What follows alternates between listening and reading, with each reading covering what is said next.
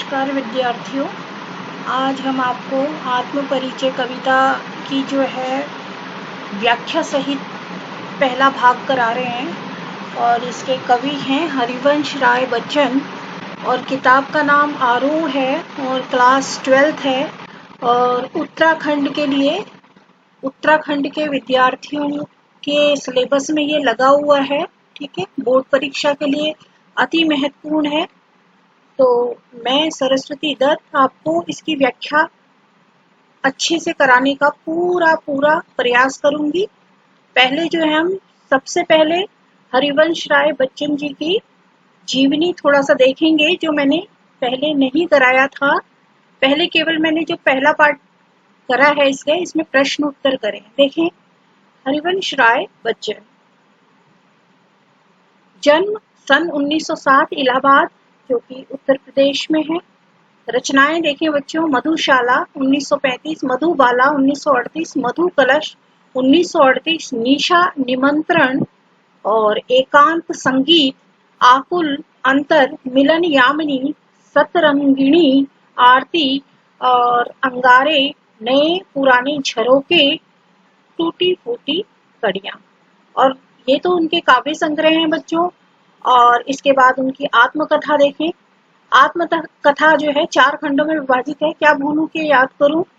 पहला, दूसरा नीड़ का निर्माण, फिर बसेरे से दूर, और उसके बाद है 10 द्वार से सोपान तक। आत्मकथा के ये जो है 4 खंड हैं। फिर उन्होंने कुछ हिंदी अनुवाद भी किए हैं अंग्रेजी से। देखें, हेमलेट, जनगीता, बेकमैथ, और इसके बाद उनकी जो एक डायरी है, प्रवासी की डायरी, इनकी कृति है। आगे देखिए बच्चों, उनका जो पूरा के पूरा वाङ्मय है बचपन ग्रंथावली के नाम से 10 खंडों में प्रकाशित है। उनका जो निधन हुआ है, उनकी जो मृत्यु हुई है, वो 2003 में मुंबई में हुई है। आगे देखें, इसके बाद आगे कहते हैं, पूर्व चलने के बटोही बाट की पहचान कर ले। उनके द्वारा रचित है ये। देखें, आगे देखें, 1942 से 1952 तक इलाहाबाद विश्वविद्यालय में प्राध्यापक और आकाशवाणी के साहित्यिक कार्यक्रमों से संबंध। फिर विदेश मंत्रालय में हिंदी विशेषज्ञ रहे। ठीक है, आगे देखिए, दोनों महायुद्धों के बीच मध्य वर्ग के विक्षुब्ध विकल मन को बच्चन ने वाणी का वरदान दिया। उसके बाद उन्होंने छायावाद की लाक्षणिक वक्रता के बजाय सीधी सादी जीवंत भाषा और संवेदनसिक्त गेह शैली में अपनी बात कही। व्यक्तिगत जीवन में घटी घटनाओं की सहज अनुभूति को ईमानदारी से अभिव्यक्ति की है उन्होंने। उसके बाद देखें, बच्चन ने यहाँ कविता, यहाँ देखें, कवि बच्चन के यहाँ कविता बनकर प्रकट हुई यह विशेषता हिंदी काव्य संसार में उनकी विलक्षण लोकप्रियता का मूल आधार है। मध्ययुगीन फारसी के कवि उमर खयाम का मस्तानापन हरिवंश राय बच्चन की प्रारंभिक कविताओं, विशेषकर मधुशाला में एक अद्भुत अर्थ विस्तार पाता है। आगे देखें, जीवन एक मधु कलश है। जीवन एक मधु कलश है। यहाँ देखिए बच्चों, ऊपर सबसे ऊपर देखेंगे, दुनिया मधुशाला है, कल्पना साखी और कविता वह प्याला जिसमें डालकर जीवन पाठकों को पिलाया जाता है। कविता का एक घूंट जीवन का एक घूंट है। पूरी तन्मयता में जीवन का घूंट भरें, कड़वा खट्टा भी सहज भाव से स्वीकार करें तो अंततः एक सूफियाना सी बेख्याली मन पर छाएगी। ठीक है, एक के बहाने सारी दुनिया इश्क हो जाएगा और तेरा मेरा के समस्त झगड़े काफूर हो जाएंगे। इसे बच्चन का हालावादी दर्शन कहते हैं। ठीक है, उन्होंने तेरा मेरा, अपना पराया, इन सब से उठकर जो है अपने काव्य में इसकी रचना की है। लोक के कल्याण की बात की है उन्होंने और आत्मपरक शैली का प्रयोग किया है। और यह बात ध्यान देने योग्य है कि उनकी युग बोध संबंधी कविताएं जो बाद में लिखी गई, उनका मूल्यांकन अभी तक कम ही हो पाया है। बच्चन का कवि रूप सबसे विख्यात है पर उन्होंने कहानी, नाटक, डायरी आदि के साथ बेहतरीन आत्मकथा भी लिखी है, जो ईमानदार, आत्म स्वीकृति और प्रांजल जैसी शैली के कारण निरंतर पठनीय हुई है। पाठ का परिचय देखें। पाठ परिचय, आत्म परिचय। हरिवंश राय बच्चन वो इस पाठ के माध्यम से क्या बताना चाहते हैं ये देखेंगे। इसका केंद्रीय भाव है बच्चों, देखें मेन चीज क्या कहना चाहता है कवि। अपने को जानना, अपने आप को जानना दुनिया को जानने से ज्यादा कठिन है? अपने आप को, कवि कहना चाहता है अपने आप को जानना दुनिया को जानने से ज्यादा कठिन है। समाज से व्यक्ति का नाता खट्टा मीठा होता ही है। जग जीवन से पूरी तरह निरपेक्ष रहना संभव नहीं। दुनिया अपने व्यंग, बाण और शासन प्रशासन से चाहे जितना कष्ट दे, पर दुनिया के से कष्ट कट कर मनुष्य रह भी नहीं पाता, क्योंकि मनुष्य सामाजिक प्राणी है, इसलिए वो समाज से कटकर नहीं रह सकता, चाहे उसे पसंद हो या ना हो, क्योंकि उसकी अपनी अस्मिता, अपनी अस्मिता, अपनी अपनी पहचान का का उसका परिवेश है, उसकी दुनिया है। अपना परिचय देते हुए वह लगातार दुनिया से अपने द्विधात्मक और द्वंद्वात्मक संबंधों का मर्म ही उद्घाटित करता चला है। और पूरी कविता का सारांश बच्चों यह है कि एक व्यक्ति में यह बनता है कि दुनिया से मेरा प्रतिकलह का है, कि दुनिया से मेरा जो संबंध है, जो नाता है, वो प्रतिकलह का है। मेरा जीवन वृद्धों का सामंजस्य है, उन्मादों में अवसाद है, रुदन में राग है, शीतल वाणी में आग है। विरुद्धों का विरोधाभास मूलक सामंजस्य साधते ही वह बेखुदी, वह मस्ती, वह दीवानगी व्यक्तित्व में उतर आई कि दुनिया में हूँ, दुनिया का तलबगार नहीं हूँ, बाजार से गुजरा हूँ, खरीदार नहीं हूँ। यह शेर बच्चों अकबर इलाहाबादी साहब का है। और जैसा कि कुछ कहने का ठसका पैदा हुआ है, यह ठसका ही छायोवादोत्तर गीति काव्य का प्राण है। आगे देखें बच्चों, आत्म परिचय देखें हरिवंश राय बच्चन। अब देखें कविता का मैं एक एक करके आपको जो है इसका व्याख्या करूंगी। मैं जग जीवन का भार लिए फिरता हूँ, फिर भी जीवन में प्यार लिए फिरता हूँ। कर दिया किसी ने झनकृत जिनको छूकर, मैं सांसों के दो तार लिए फिरता हूँ। जग जीवन ये संसार रूपी जीवन, ठीक है। भार मतलब बोझ लेके फिरता हूँ, ठीक है। और झनकृत मतलब जब किसी वाद्य यंत्र की जो वीणा है उसके तारों को अगर हम छूते हैं या उनको बजाते हैं तो एक कंपन होता है, उसी के लिए झनकृत शब्दों का प्रयोग किया है। और उसके बाद है मैं सांसों के दो तार लिए फिरता हूँ। मैं जग जीवन का भार लिए फिरता हूँ, फिर भी जीवन में प्यार लिए फिरता हूँ। कर दिया किसी ने झनकृत जिनको छूकर, मैं सांसों के दो तार लिए फिरता हूँ। कभी इसमें अपने जीवन की आंतरिक बातों को उजागर कर रहा है। इन पंक्तियों में कवि ने स्वयं के लिए प्रयोग किया है। मैं जो शब्द का प्रयोग हुआ है वह स्वयं के लिए किया है। वे इस दुनिया में रहते हुए सांसारिकता का जो बोझ है, जिसमें जिम्मेदारियां हैं, उनको लिए घूमता हूँ। कभी कह रहा है मैं उनको लिए घूमता हूँ। अर्थात जब इंसान बोझ उठाकर चलता है तो कैसा अनुभव होता है, तो कष्ट का अनुभव करता है। वो इस दुनिया में रहते हुए उसके कष्टों को सहते हुए भी मैं अपने जीवन में प्यार भरे रहता हूँ। आगे देखें, अर्थात कवि कहता है कि, यहाँ देखें, अर्थात कवि कहता है दुनिया के कष्टों को सहते हुए भी मैं प्रेम लोगों में बांटता रहता हूँ। अब कवि के जीवन में प्रेम कहाँ से आया? अब कवि के जीवन में प्रेम कहाँ से आया? यहाँ देखें, जीवन में प्रेम कहाँ से आया, इन पंक्तियों से पता चलता है। देखो, कर दिया किसी ने झनकृत, झनकृत का अर्थ देखें बच्चों, झनकार उत्पन्न करना। जैसे कोई तार वाले यंत्र होते हैं, जब हम उनके तारों को छूते हैं तो झनकृत की आवाज आती है। वाद्य यंत्र जैसे वीणा है है ना, गिटार है, जब जैसे हम उसके तार को छूते हैं तो एक ध्वनि, एक कंपन उत्पन्न होता है। ठीक है, उसी के लिए जो है झनकार शब्द का प्रयोग हुआ है। विशेष किसी ने यानी विशेष प्रयोग हुआ है, उसके किसी ऐसी प्रिय के लिए प्रयोग हुआ है जिसने कवि के हृदय की भावनाओं को छू लिया। कवि के हृदय की भावनाओं को छू लिया और उन भावनाओं में जो कंपन है वह प्रेम है।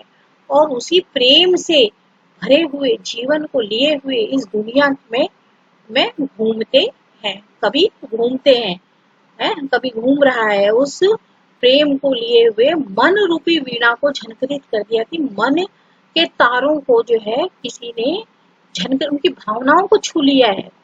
ठीक है, किसने छू लिया है? किसी अज्ञात अनजान प्रेयसी ने छू लिया है।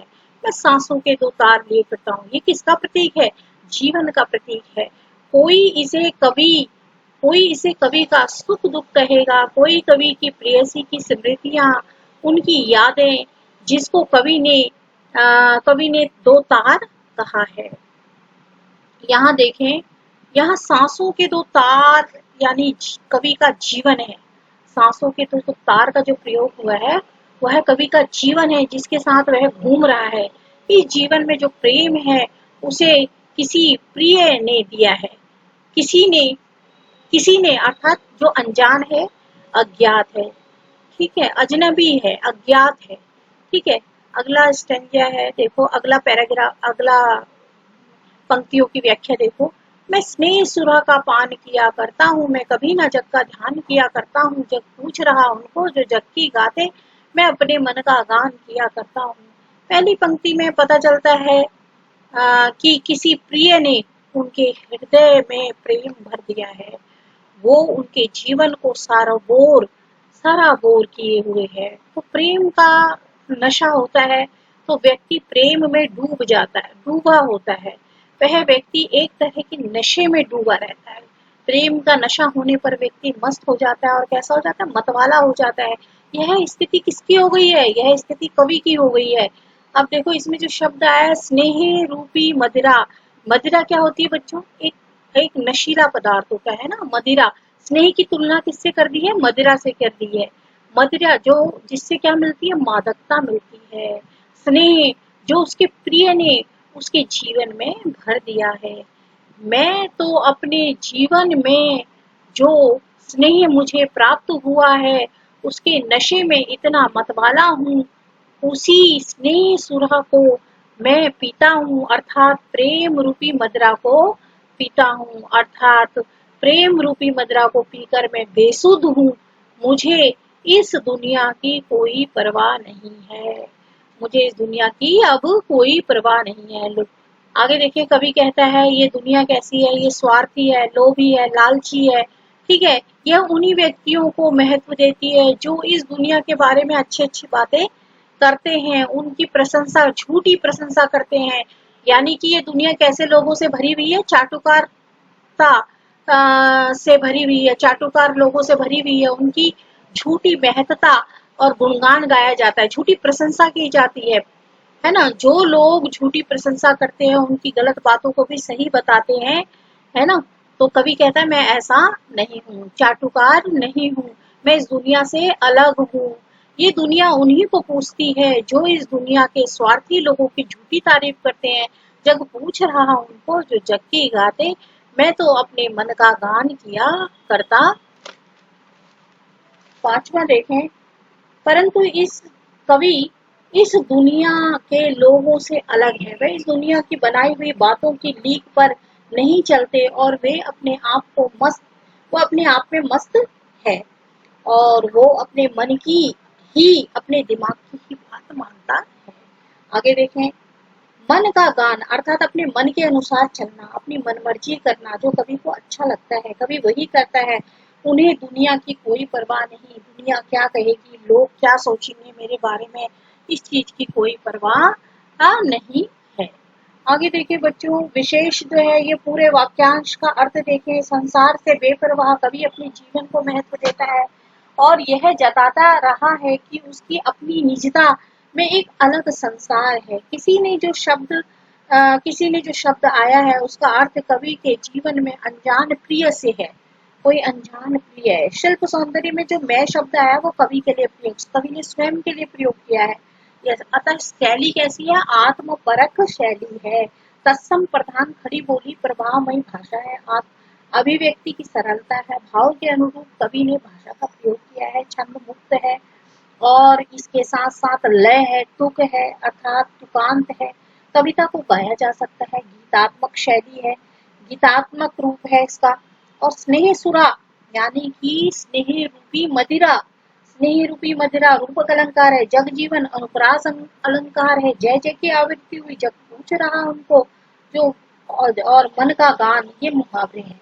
क्या कवि के विचार में विरोधाभास है, एक जगह कवि कहता है कि वह जग के भार को लिए फिरता है और दूसरी जगह कह देता है मैं जग का कभी ध्यान नहीं करता हूँ। दोनों बातों में आपस में क्या है, विरोधाभास है। दुनिया से उसका नाता प्रीति व कलह का है? उसका क्या, हर किसी का नाता दुनिया से प्रीति तथा कलह का होता है, क्योंकि संसार की बातें हमारे मन तथा मस्तिष्क पर प्रभाव डालती हैं, अर्थात हम इस संसार में रहते हुए संसार से अलग नहीं रह सकते, अतः हम सांसारिकता का भार जो है अपने साथ लिए चलते हैं। साथ ही हम अपने जीवन में अपनी निजता को बनाए रखने के लिए कई बार संसार की क्या करते हैं, अनदेखी भी कर देते हैं, अनदेखी भी कर देते हैं। आगे देखिए बच्चों, देखिए जो अज्ञात है कवि को जो प्रेम मिला है वो किसी अज्ञात अनजान ने दिया है। ये जीवन, आगे देखें, ये जो जीवन है उसे किसी प्रिय ने दिया है और वो कैसा है, अनजान है और अज्ञात है।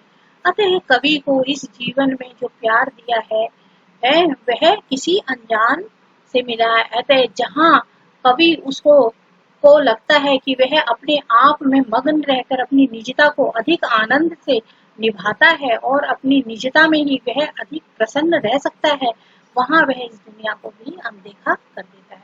अतः दुनिया की कई बातें कवि को पसंद नहीं है, जैसे चाटुकारिता, चापलूसी, झूठ, स्वार्थ, जो उन बातों को वह अनदेखा करके अपने आप में मस्त रहता है।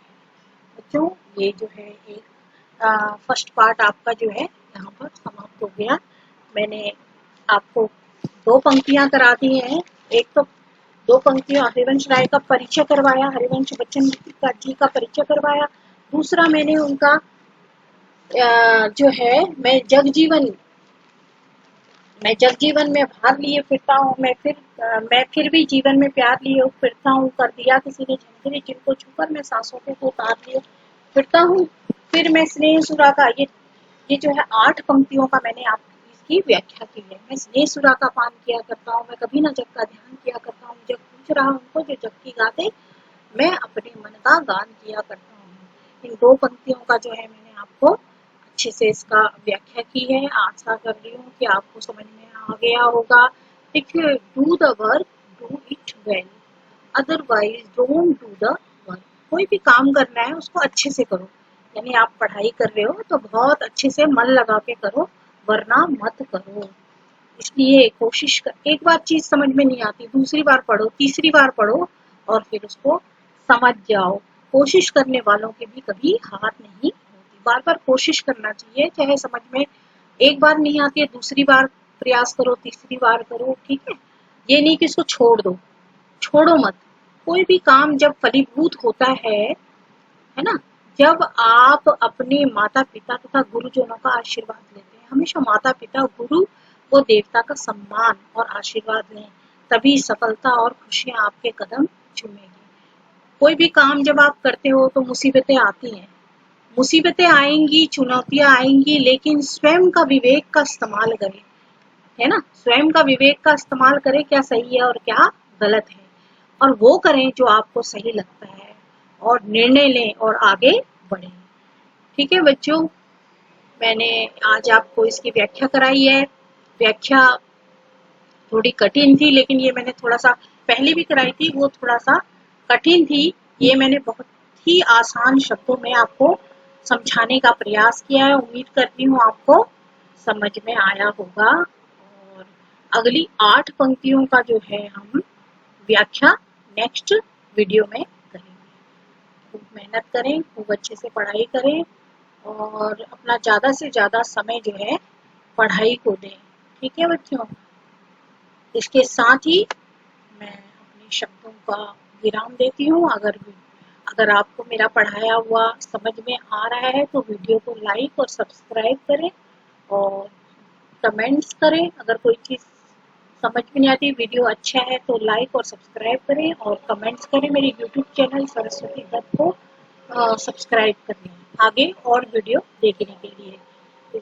धन्यवाद और आपका दिन मंगलमय हो।